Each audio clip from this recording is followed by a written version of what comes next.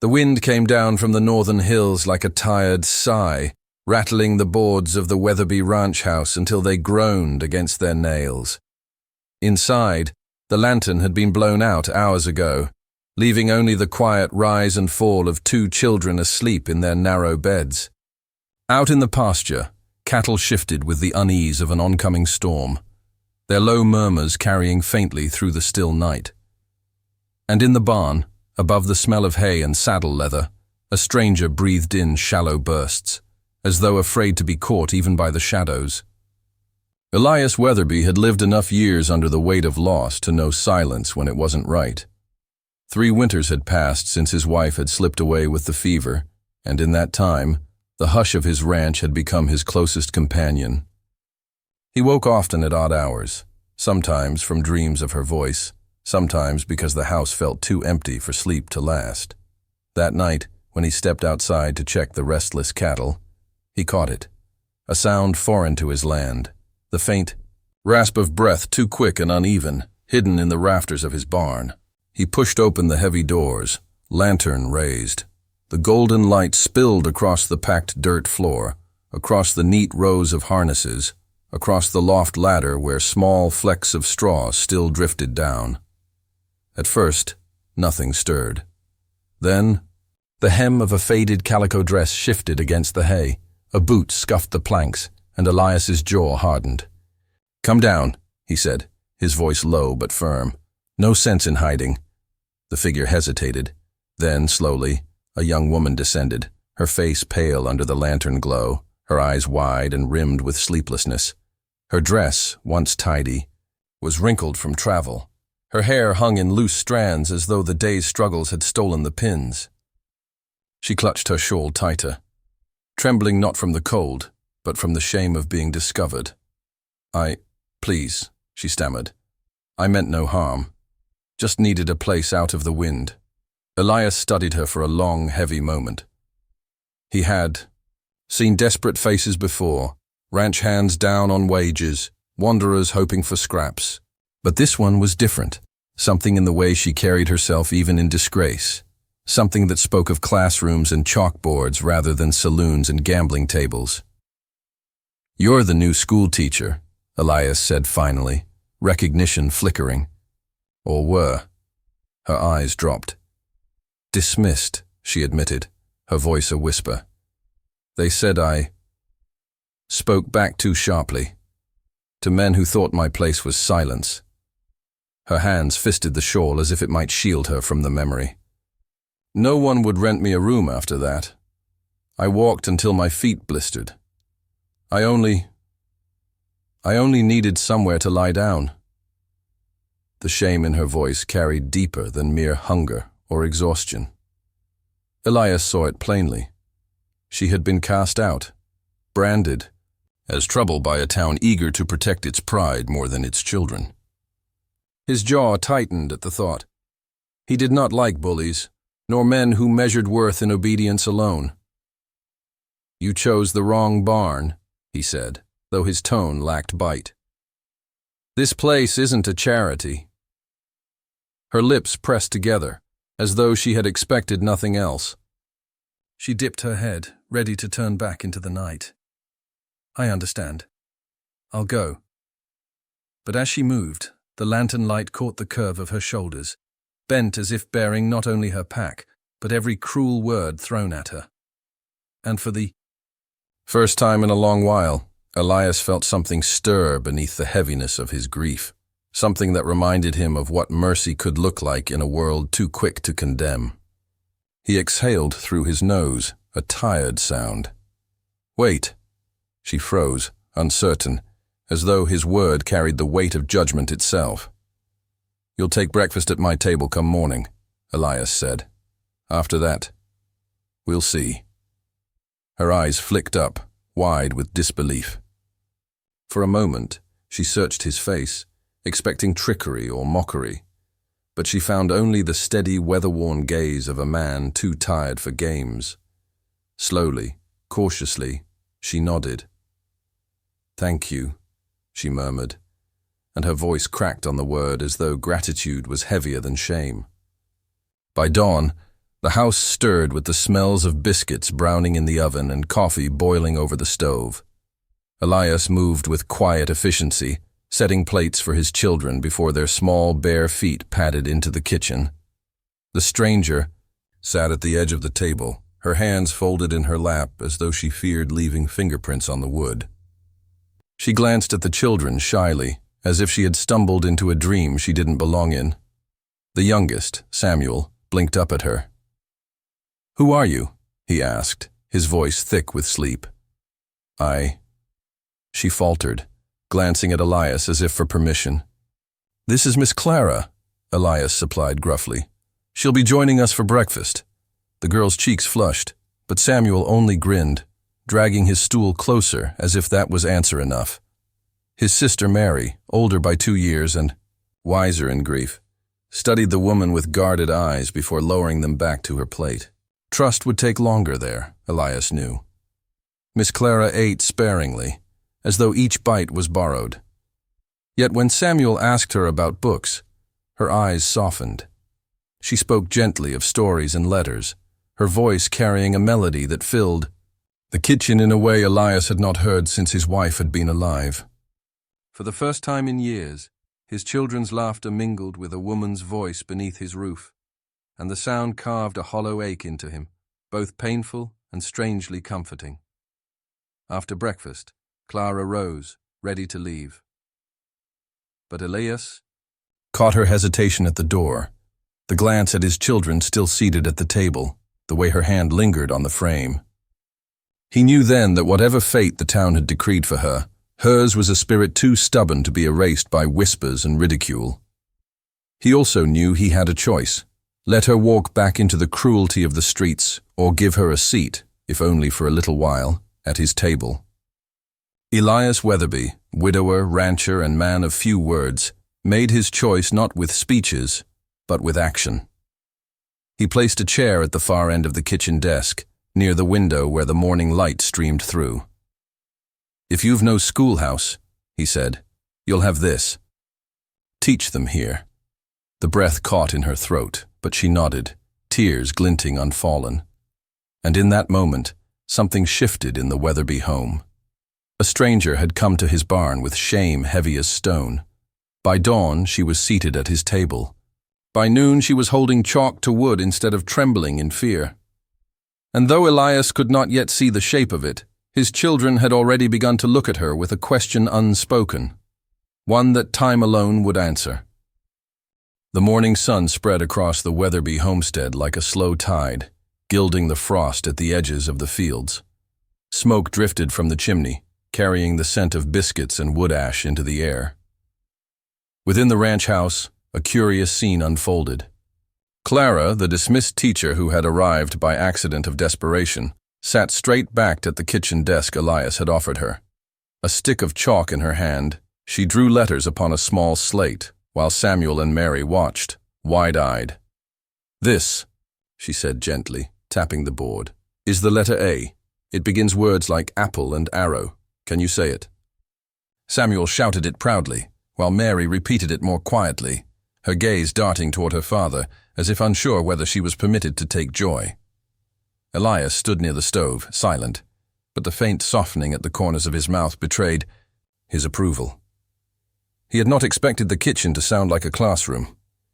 And yet, hearing Clara's patient rhythm as she guided his children, he found no urge to stop her.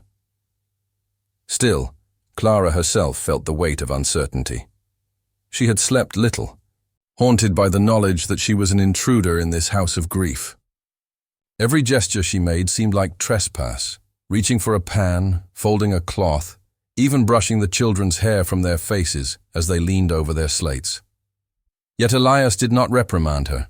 He watched, and when she faltered, he gave the smallest of nods, as though granting permission she had not asked. After lessons, she attempted to help with chores. She carried water in buckets, but the handles bit into her hands, leaving red welts. She swept the porch with a determination that ended in sneezes when the dust rose thick. She tried mending a shirt at the sewing bench, though her stitches pulled tight and uneven. Mary observed these efforts with narrowed eyes. She was old enough to remember her mother's deft hands, the way everything in the house had once seemed orderly beneath her care. Clara's clumsy attempts did not measure up. One afternoon, when Clara dropped a kettle lid with a loud clang, Mary muttered under her breath, "She doesn't belong here." The words struck like a lash, and Clara froze. Elias heard it too, his jaw tightening, but he did not scold his daughter. He only said, "Belonging takes time." Then, more softly, as though speaking to himself as much as to the child, "It always does." Clara did not defend herself. Instead, she kept her eyes lowered, carrying the sting quietly, the way she had carried so many slights in town. Yet that evening, as she tucked Samuel into bed after he begged for a story, his small arms reached out and clung around her neck. His simple trust, his innocent laughter, washed away much of the ache Mary's words had left behind. The days slipped into a fragile rhythm. Clara rose early, often before the children, to help Elias prepare breakfast. At first, she burned the biscuits or scalded the milk, but Elias never raised his voice. He would quietly take the pan from her, set it aside, and show her how his late wife had done it. There was no gentleness in his tone. He was a man of plain words. But there was patience. And patience, Clara realized, was a mercy in itself. The children began to shift under her presence.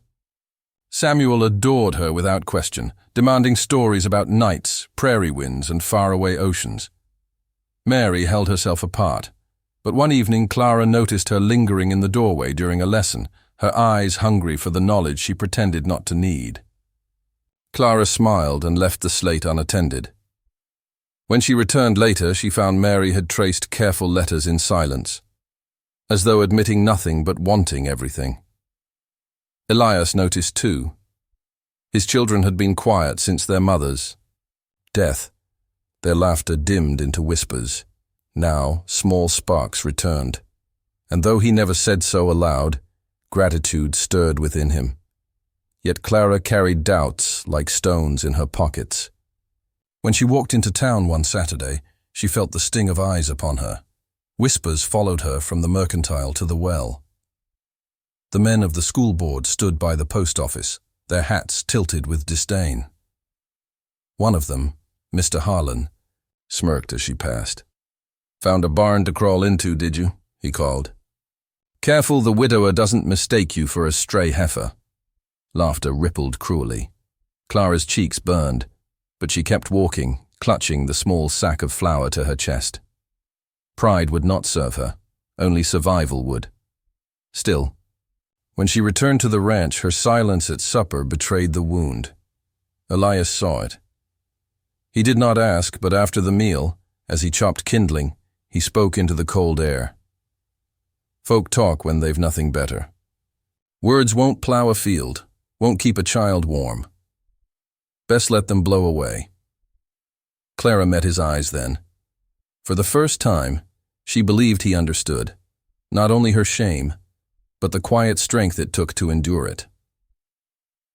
One Sunday morning, Samuel came running in with a bouquet of wildflowers clutched in his hand. He thrust them at Clara, beaming. "For you, Ma," he said before catching himself. "I mean, Miss Clara." The slip hung in the air like a bell still ringing.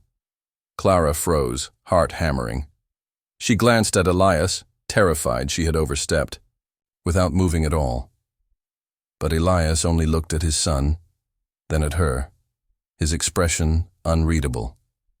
He took the flowers, placed them in a jar, and set them on the windowsill. "They'll brighten the room," he said simply. Clara blinked back. Tears. For the first time since her dismissal, she felt something stir within her, something fragile, tentative, yet undeniable. It was not belonging, not yet, but it was the faint outline of it. And in the quiet, as Samuel nestled against her side, and Mary pretended not to watch, Clara dared to hope that the barn had not been the end of her story, but the beginning. Spring came late that year. The air still held the bite of winter when buds should have been opening on the trees. Elias rose before dawn each day, checking fences, tending cattle, measuring the skies for rain that did not come. Clara, meanwhile, kept her lessons at the kitchen desk, her voice steady as the children traced letters in chalk. Though the routine gave comfort, unease began to seep through the valley like a shadow. It started with a cough. Old Mrs. Daniels, who lived near the creek, sent word she could not rise from her bed. 2 days later, the Miller boy broke out in a rash. By the week's end, the whisper spread through town like wildfire. Measles. Fear gripped every household. Families shuttered themselves in, drawing curtains tight. Parents barred children from gathering. Church bells rang for services fewer dared attend. For Clara, the news struck like a blow to the chest. She had seen the fever before in a Pennsylvania town, years ago, how quickly it claimed the young and the frail. She could not sit idle while danger crept so near. One morning, when Samuel woke flushed and coughing, Clara acted at once. She separated his bed from Mary's, pulling his blanket near the open window for fresh air. She boiled water, scrubbed, her hands raw with lye, and set aside cloths for washing his face. Her movements were brisk, practiced, but her heart raced beneath her bodice. Mary's eyes brimmed with terror. "Will he die, Miss Clara?" Clara knelt, taking her trembling hands. "Not if we're careful. He must rest, drink, and stay apart. And you, Mary, you can help. You'll keep the fire going when I wash the linens." The girl nodded fiercely, clinging to Clara's words as if they were scripture. Elias, watching, felt the tight band of panic around his chest loosen. Clara did not crumble. She rose, steady as a stone, carrying the children through the storm. But word spread. Whispers reached the school board. The Weatherby widow's barn stray is playing nurse now. Dangerous, meddling woman, bringing sickness to the valley. Mr. Harlan, bitter as ever, made it his mission to stir fear. He muttered that Clara was no real teacher, only a disgraced girl using the Weatherby home for shelter. "Mark my words," he told the men at the saloon. "That woman will cost us more than a schoolhouse. She'll cost us lives." Elias heard of these remarks when he went to town for supplies. The men's laughter followed him out of the mercantile, hot as coals. On his back, he said nothing, but his silence carried the weight of thunder. By the time he rode home, his mind was fixed. The town might despise her, but under his roof, Clara would not face cruelty unshielded. At the ranch, the days blurred into a fevered vigil. Samuel's cough worsened, then broke, then returned again. Clara barely slept, sitting at his bedside with cloths pressed to his brow, whispering stories when he tossed and turned. She devised small lessons for Mary by the window, letters traced in steam on glass, numbers counted by kernels of corn. Even illness would not rob them of learning. Elias saw her exhaustion, the dark circles beneath her eyes, the way her shoulders drooped when she thought no one was looking. One evening, he found her asleep at Samuel's bedside, her hand still resting on the boy's chest to feel the rise and fall of his breath. Something clenched in him then, sharp and unfamiliar. Respect. Yes, but more than that, an ache of gratitude he could not voice. When Samuel's fever finally broke, relief swept through the house like rain after drought. Clara wept quietly, turning her face away so the children would not see. Elias, standing in the doorway, caught the shine of tears and felt something shift inside him. Yet the trial was not done. That Sunday, as Clara stepped onto the porch to draw fresh air, riders from town arrived, 3 men from the board, led by Harlan. Their faces were set like stone, their words sharpened by disdain. "You've no right," Harlan declared, "to be teaching or playing doctor without sanction. The board will fine you if you continue. We'll not have a disgraced woman running a pest house out here." Clara stood frozen, throat tight. She had faced insults before, but never with such venom. Before she could reply, Elias stepped forward. His frame filled the porch, broad-shouldered, weather-lined and silent, until now. "You'll not speak that way in front of my children," he said, voice like gravel.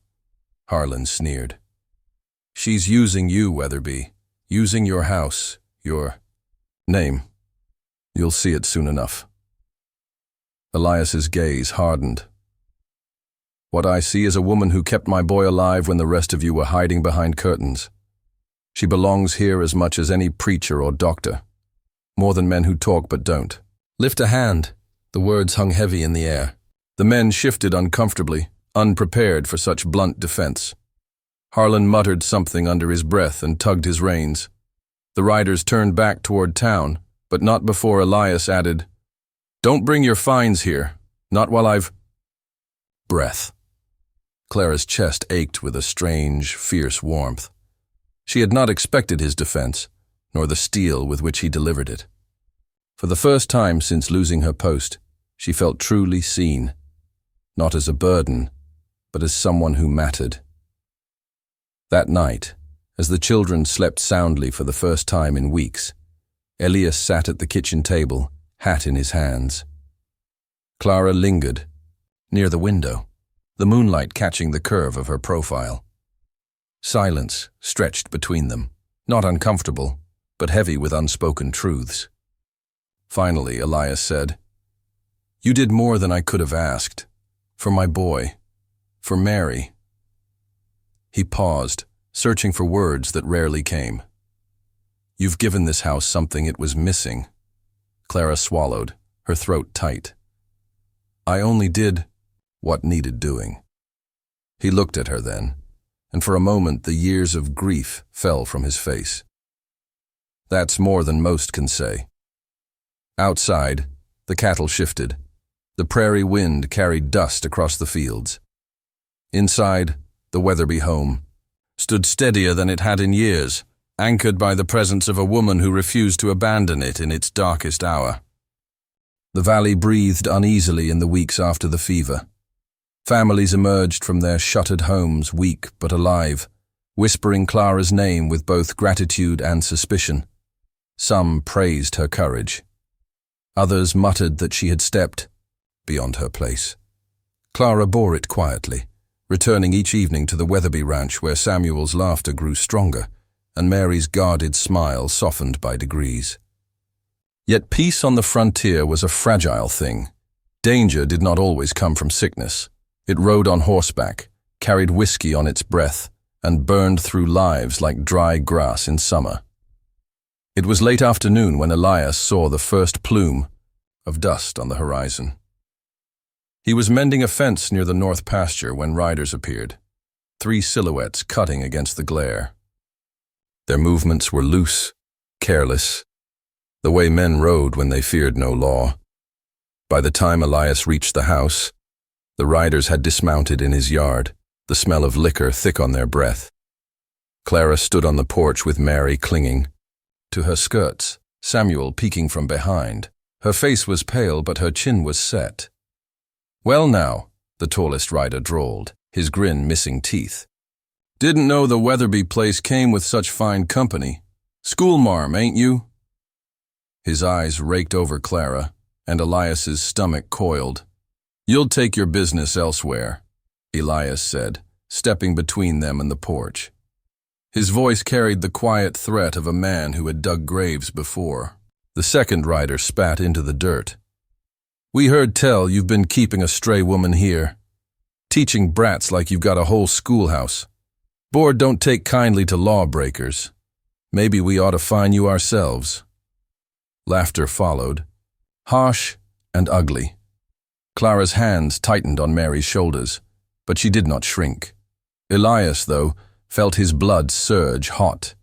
He had endured whispers, borne insult in town, but no man would come to his doorstep and aim cruelty at his children, or at Clara. "You've had your say," Elias growled. "Now get off my land." The third rider, the youngest, shifted uneasily, but the leader stepped closer, hand hovering near his pistol. "Or what, widower? You gonna fight 3 men alone?" The air seemed to still. Samuel whimpered, muffled, against Clara's skirts. Elias's hand rested at his side, near the knife sheathed at his belt. He did not move quick, but the steel in his gaze was sharper than any blade. "Try me," he said. For a moment, no one breathed. Then the young rider tugged at the leader's sleeve. "Come on, Jed. Ain't worth it. Not here." Jed spat, glaring at Elias with eyes full of promise that this quarrel was not finished. "You'll regret crossing us," he muttered. The men mounted, kicking their horses into a gallop, dust rising behind them like smoke. When they were gone, Clara's knees nearly gave out. She sank onto the porch rail, her heart pounding.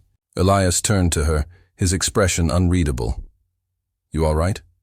She nodded, though her hands trembled. I thought—" She broke off, unable to finish. "You don't need to think it," Elias said gruffly. "Not while I'm here." The words struck deeper than he intended. Clara met his eyes, and in them she saw not only protection, but a fierce loyalty she had not dared imagine. That night, the unease lingered. Elias checked the doors twice, kept his rifle by the bed. Clara lay awake, listening to the creak of the house, the steady rhythm of his footsteps as he moved from window to window. She had known kindness before, fleeting and fragile. But never had she felt the weight of someone standing between her and the world's cruelty. Near midnight, a faint glow touched the horizon. At first, she thought it the moon rising. Then she smelled smoke. "Elias," she whispered urgently, shaking him awake. "The pasture." He was up in an instant, pulling on boots, rifle in hand. Outside, the dry grass near the fence line blazed with orange light, the fire licking higher with every gust of wind. "Get water!" he barked. Clara ran with him to the well, hauling buckets with frantic speed. Mary and Samuel, roused from sleep, carried pails half their size. Together they formed a desperate chain, dousing the flames as sparks leapt closer to the barn. Elias fought like a man possessed, beating fire with wet sacks, his face blackened with soot. Clara coughed from the smoke but did not stop, her arms screaming with exhaustion as she hurled water again and again. At last, after endless minutes, the blaze died down, leaving only charred earth and the acrid sting of smoke. Elias dropped to his knees, chest heaving, sweat streaking through the soot. Clara sank beside him, coughing until tears ran down her cheeks. The children clung to them both, trembling but alive. And in the glow of the dying embers, Elias realized the truth. Whatever the town thought, Clara Weatherby, or Clara as she remained, was no stray. She was the reason his family had survived the fever. She was the reason his children had fought fear with courage at the fire. She had stood shoulder to shoulder with him in the valley's darkest hours.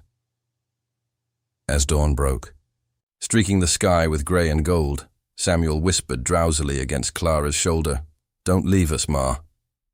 The word hung in the air, fragile as glass.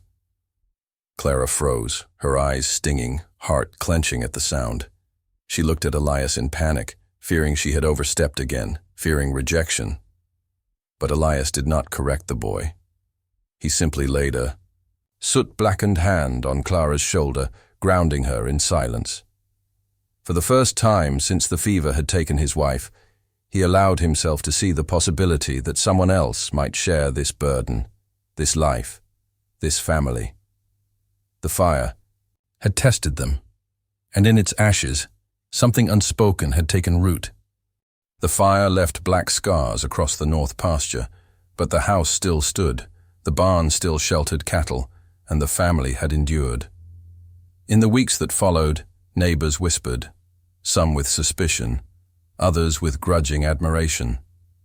Word spread that Elias Weatherby had fought both fever and fire, and that a woman dismissed as trouble had been at his side for it all. Clara carried on quietly. She rose with the dawn to bake bread, swept soot from the porch, and kept the lessons at the kitchen desk alive. Yet something had shifted. Samuel no longer hesitated when he slipped and called her Ma. Mary, slower, to yield, had begun to seek Clara out, asking for help with stitching, or sitting near her during lessons, though she pretended otherwise. One morning, while kneading dough, Clara felt a tug at her skirts. Samuel stood with his slate in hand. On it, he had scrawled crooked letters. Ma. Clara's throat tightened. Samuel, she whispered, brushing hair from his forehead. That's a very fine word. He grinned. You're ours now. The words cut deeper than any wound, filling her chest with warmth so fierce it frightened her. She had never borne children, never imagined being named so simply, so wholly. She bent and kissed his brow, tears threatening. When she looked up, Elias stood in the doorway, watching. His eyes met hers, unreadable but steady, as though weighing what had already been spoken by the boy. That evening, after supper, Mary lingered as Clara washed dishes. You read to us tonight, the girl said, her voice stiff, as though issuing a command. Clara blinked. Of course. So she sat by the fire with Samuel curled against her and Mary leaning stiffly at her other side. She opened a worn primer from her satchel, the last belonging she had salvaged from the schoolhouse. Her voice rose soft and steady, carrying through the room. The flames crackled. Elias sat silent in his chair, and for the first time in years, the Weatherby household felt whole. When Clara closed the book, Mary whispered almost inaudibly, "Good night, Ma." The word slipped free like a bird loosed from a cage. Clara froze, heart hammering, certain she had misheard. But Mary's eyes were wet, her face turned away to hide it. Clara reached, gently brushing a strand of hair behind the girl's ear. "Good night, sweetheart," she murmured, her own tears falling freely. Elias said nothing. He only watched, his jaw tight, his hands clasped together as if holding himself steady. Days turned into weeks, and Clara's place in the household no longer felt borrowed. She mended clothes with a steadier hand, prepared meals without burning them, even learned to milk one of the calmer cows with Samuel giggling at her side. The scars of the fire still smoked faintly in the fields, but within the home laughter began to take root. One evening, Elias returned late from town. Clara had stayed awake waiting, the children already asleep. When he entered, dust on his boots and fatigue in his shoulders, she set a plate on the table. "Long day?" she asked. He grunted. "Board's still barking. Harlan says they'll petition to have you run out." Clara's face paled. "Then perhaps I should go, before it brings more trouble." Elias's head snapped up, his gaze fierce. "Don't say that." She flinched at the sharpness, but he softened, rubbing a hand across his jaw. "You've kept this house together when I couldn't. My children look at you the way they once looked at their mother. Leaving now would break more than it would mend." The room went still. Clara's breath caught, tears rising unbidden. She wanted to believe him, but fear lingered. Fear of being cast aside again, of belonging too much and losing it all. Elias rose, his shadow long across the lamplight. He stopped beside her, his voice low, steady. "You may not carry our name, not yet. But this is your place, Clara. Don't let anyone tell you different." Her hands trembled as she met his eyes. In them she saw not pity, not obligation, but a choice. A man choosing her not because he had to, but because he wanted to. The bond grew in quiet gestures. Elias fixed the hinge on her trunk so it closed properly. Clara patched his work, shirt with careful stitches. When Mary fell and scraped her knee, both reached at once, their hands brushing as they steadied the child. Their eyes met in that instant, surprised, almost startled, before slipping away again, the unspoken stretching between them. One Sunday, after lessons, Clara led the children outside with slates. They drew letters in the dirt, laughing when the wind erased them. Elias leaned on the porch rail, watching. At length he stepped down, joining them in the dust. Awkwardly, he crouched and scrawled a word himself. Home! The children cheered. Clara met his gaze across the letters. She smiled, and he returned it, a rare, fleeting smile that belonged to her alone. That night, as the lantern burned low, Samuel crawled into Clara's lap, half asleep. "You'll stay forever, won't you, Ma?" he mumbled. Clara's throat ached. She looked at Elias, her eyes filled with both fear and longing. Elias placed a hand on his son's shoulder. "She'll stay," he said simply. The promise hung in the air, spoken not as speculation, but as vow. Clara bent her head, pressing her lips to Samuel's hair, her heart swelling until it hurt. For the first time in her wandering, she believed it might be true. The fire's scars had barely healed before another trial came upon the valley. Spring rains never arrived. By early summer, cracks opened across the earth like wounds, and the grass turned brittle underfoot. The river shrank to a sluggish trickle, leaving cattle bawling with thirst. Every morning Elias walked farther with his herd, searching for pasture, only to return with shoulders heavy and eyes grim. The drought gnawed at everything. Wells dropped low. Chickens pecked listlessly at the dirt. Neighbors spoke of selling stock, of moving east, of abandoning land their fathers had fought to claim. Elias said little, but Clara could see the lines deepen in his brow, the weight pressing down on him like a yoke. One sweltering afternoon, she found him sitting on the porch steps, hat in hand, staring across the barren fields.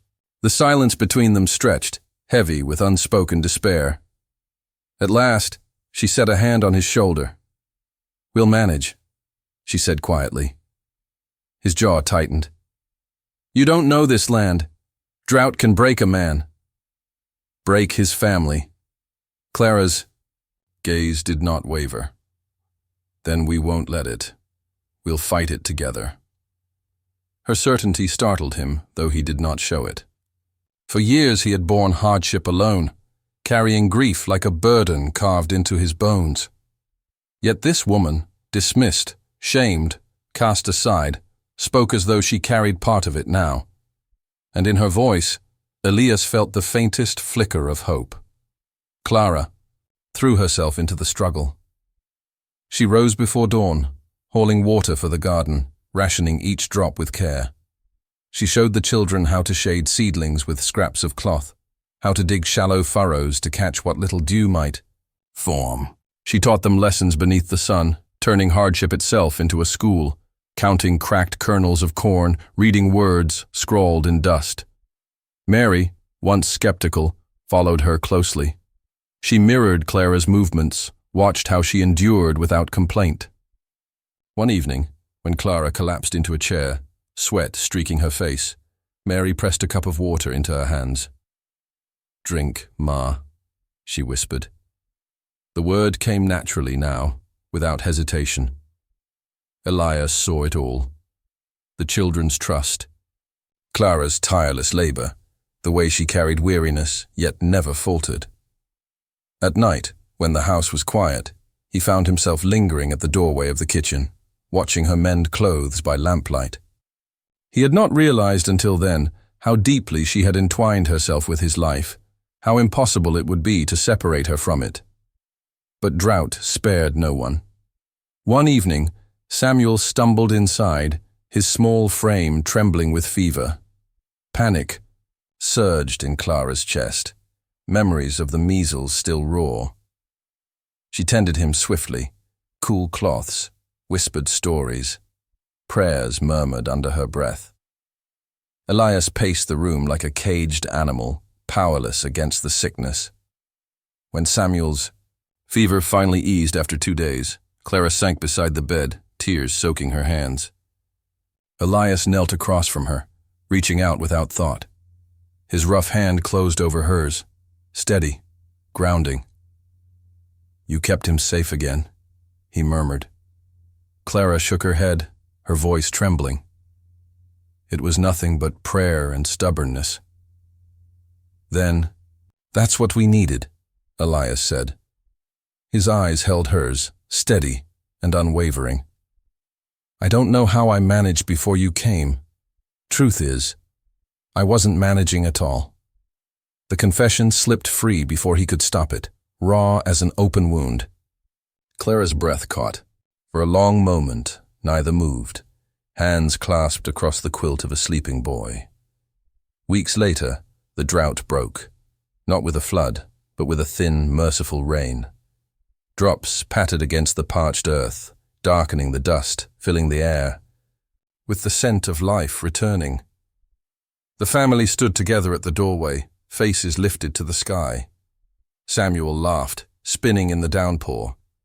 Mary clutched Clara's hand, eyes wide with wonder. Elias turned to Clara. The rain streaked his face, mingling with the lines of wear and loss. For years he had kept himself walled against the world, fearing grief would swallow him whole if he let it near again. But here, in the fragile blessing of rain, he saw what had already become true. Clara was not a guest. She was the heart of his home. He stepped closer, his voice rough, uncertain. Clara. She looked up, rain dripping from her lashes, breath caught in her chest. I can't. Promise this land won't test us again, he said. Can't promise it won't break us someday. But I can promise this. I'll stand with you, as long as breath's in me. Not because of what you've done, but because of who you are. Tears spilled down Clara's cheeks, mingling with the rain. She pressed a trembling hand to his chest, feeling the steady beat beneath. And I'll stand with you, Elias. Not for duty, not for shelter, but because I choose to. The words bound them as surely as any vow spoken in church. There, in the rain-soaked yard, Elias lowered his head. Their lips met softly, not in haste, but in reverence, a seal upon the life they had begun to forge. Behind them, Mary and Samuel laughed in the rain, voices rising with joy. And for the first time in years, the Weatherby ranch rang with the sound of both hardship endured and love chosen freely. Years have a way of softening the rough edges of memory, though the frontier never allowed life to grow too gentle. Seasons passed across the Weatherby ranch, harsh winters, lean summers, storms that split the sky. Yet the house endured, and, within it, a family that had been forged not by blood alone, but by choice. Clara Weatherby, though her name was spoken only quietly at first, then later boldly, remained at the heart of it all. The children grew beneath her steady hand, their lessons no longer scrawled only on kitchen slates, but carried into life itself. Samuel, quick with numbers, learned to keep the ranch accounts by her guidance. Mary, once guarded and sharp, discovered a gift for words, writing letters that reached cousins and neighbors, her penmanship neat as print. The schoolhouse reopened after an anonymous donation settled the debts. Townsfolk wondered at the generosity, whispering that the board had relented. Only Clara and Elias knew the truth, that the receipt for a cattle sale in Elias's ledger matched the exact sum. He had said nothing, only pressed the paper into her hand one evening, his eyes steady, as though reminding her she had always been worth the cost. Time stitched them closer. The day Clara walked down the church aisle, her dress plain but her eyes radiant, Samuel scattered wildflowers at her feet, and Mary stood proudly at her side. Elias waited at the altar, his expression solemn, yet when Clara's hand slipped into his grip told her what words could not, that this vow was only sealing what had long been lived. From that day forward, no whisper in town could touch her. She was Mrs. Weatherby, schoolteacher, wife and mother of 2 children who claimed her as their own before paper ever had. The years rippled outward. Samuel grew into a strong man, shouldering ranch work with his father, yet never too proud to admit the lessons his mother had given him: patience, kindness, the worth of words. Mary, with Clara's encouragement, took up teaching herself, carrying on the very calling Clara had once been denied. Together they made the schoolhouse thrive, filling its windows with light and its benches with eager voices. Elias aged with the seasons. His shoulders stooped, his hair grayed, but his presence remained steady. He watched his children step into their futures, his pride hidden behind few words, his devotion shown in every fence mended, and every quiet prayer whispered over them. Through it all, Clara stood beside him, her strength never wavering, her love tempered by years of trial. On their silver anniversary, neighbors gathered at the ranch. Tables were laid with food, lanterns strung in the yard. Laughter filled the air where once silence had reigned. Samuel raised a toast, his voice thick with emotion. "To Ma and Pa," he said, lifting his glass, "for teaching us that family isn't only what you're born into. It's who stands beside you when the world tries to tear you down." Mary's eyes glistened, and she added softly, "You gave us a home when grief left it empty. You gave us love when the world tried." To take it away, Clara's hands trembled as she held Elias's. Their eyes met across the table, both remembering the night she had hidden in his barn, trembling with shame. Neither could have imagined this day. In the twilight of their years, Clara often walked the fields at dusk, her shawl wrapped close, the horizon burning gold. She would pause by the small garden they had planted together, rows of hardy plants that had survived drought, storm, and fire. At its center stood a weathered bench Elias had built for her, its wood scarred but sturdy, enduring like the life they had shared. It became their place of reflection. In the evenings, Elias would join her, sitting in silence as the sun slipped beyond the hills. Words were few, but none were needed. Their legacy lay before them, the land tilled, the children grown, the love that had taken root where once only sorrow had lived. When at last Elias's time came, the ranch gathered in mourning. Neighbors, once skeptical, now spoke of his fairness, his steadfastness. Samuel carried his father's hat, Mary clutched her mother's hand, and Clara stood with her head, high though her heart broke anew. Beside the garden, beneath the wide sky he had loved, they laid him to rest. The marker was plain, carved with care. Elias Weatherby, a man of quiet strength, a husband, a father. He gave us everything. Clara visited often, her steps steady though her hair had silvered. She would sit on the bench, watching the sun descend, whispering softly, "You gave me everything too." Years later, children of a new generation ran laughing across the porch, the old ranch alive with voices once more. They called Clara Grandma, tugging at her hands, begging for stories, and she told them, not of her shame, not of the night she hid in a barn, but of courage, love, and the way a family is forged by kindness. Her story was no longer one of abandonment. It was a testament that a dismissed teacher, cast aside by men too proud to hear her voice, had found her place not through permission, but through the choice of one man and the love of two children who named her Ma. And when at last her time, too, had passed, the ranch carried on. The desk by the kitchen window still stood, worn smooth by lessons. The garden bloomed each spring, wildflowers brightening the soil, and on the bench, weathered by years of sun and rain, the generations that followed would sit, remembering the legacy of Elias and Clara Weatherby, how their love had been carved not in ease, but in endurance. When Clara first stumbled into Elias Weatherby's barn, she was a woman shamed, dismissed, and left with nowhere to belong. By dawn, she had become more than a guest. She became a mother, a teacher, a wife, and the heart of a family that refused to let hardship have the final word.